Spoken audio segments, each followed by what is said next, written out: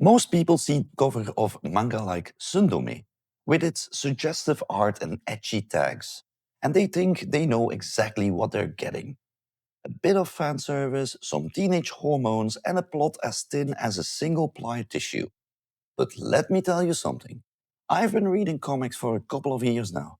I've survived the psychological gore of Homunculus and the soul-crushing suspense of Uyasumi Pupun. And yet, Sundome is the one that left me staring at a wall for 2 hours after I finished the final volume. It's a story about a master and her slave. And it's not the kink that stays with you. It's a tragedy of a girl who uses desire as a leash to pull a boy toward his own potential before she disappears forever. Today we're talking about Kazuto Okada's masterpiece, Sundome. And trust me, you aren't ready for the ending. Before we dive deep in the Roman Club and the world's most frustrating reward system, do me a massive favor. If you like your manga with an actual psychological depth and don't mind a bit of the naughty side of the medium, like that, hit that like button and subscribe.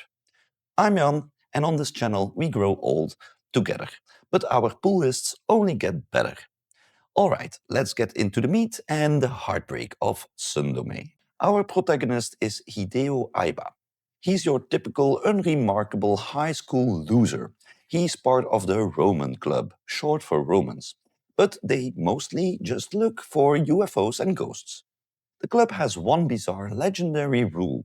If you graduate a virgin, the club's powerful alumni network will guarantee you a successful career. Basically, no sex equals a golden ticket to life. Enter Kurumi Sahana. She's the mysterious transfer student who joins the club and immediately singles out Aiba. She is gorgeous, fearless, and completely uninhibited. But she's not there to be his girlfriend. She becomes his master. She subjects him to these incredibly kinky sundome, which means stopping just before scenarios. She pushes him to the absolute brink of climax and then stops every single time. At first, you think, okay, this is just a high-tier etchy comedy. But then you notice the details. The way Kurumi looks at him when he is not watching.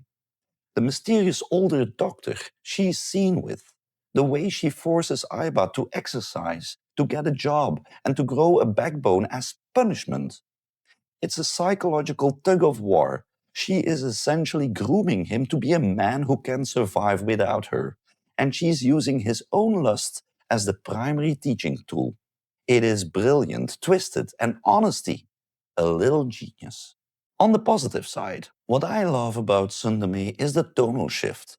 It starts as a gonk comedy with octopus-faced side characters and panty-raiding tropes, but it slowly evolves into a high-stakes medical drama and a meditation on mortality.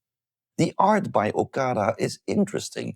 He uses these heavy blacks and scratchy lines for the intense moments that make the atmosphere feel claustrophobic and visceral.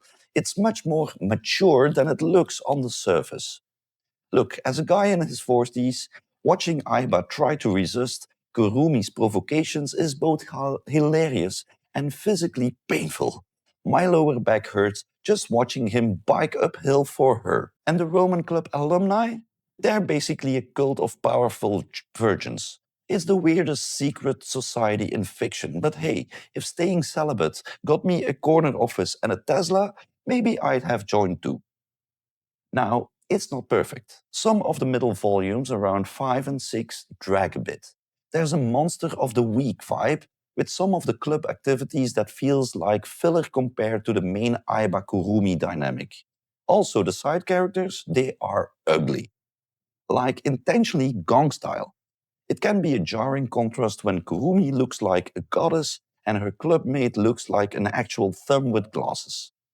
If you enjoyed Nana to Kaoru, but wanted something with a much darker, more definitive ending, Sundome is your pick.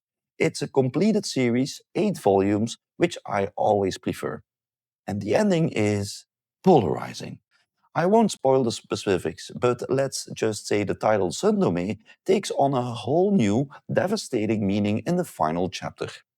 It transitions from a thriller etchy into a full-blown tragedy that handles death and legacy with more grace than most prestige novels. So have you braved the waters of Sundome? Or did the edgy tag scare you off? Let me know in the comments if you think Kurumi was a saint or a total manipulator. I'm dying to hear your theories on that final boat scene.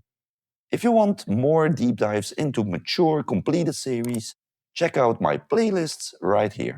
Don't forget to subscribe to join the Midlife Comic Geek community. I'm Jan, and remember, keep reading, keep thinking, and maybe stay away from mysterious transfer students who want to be your master. Yeah, it never ends well for the heart. Catch you in the next one.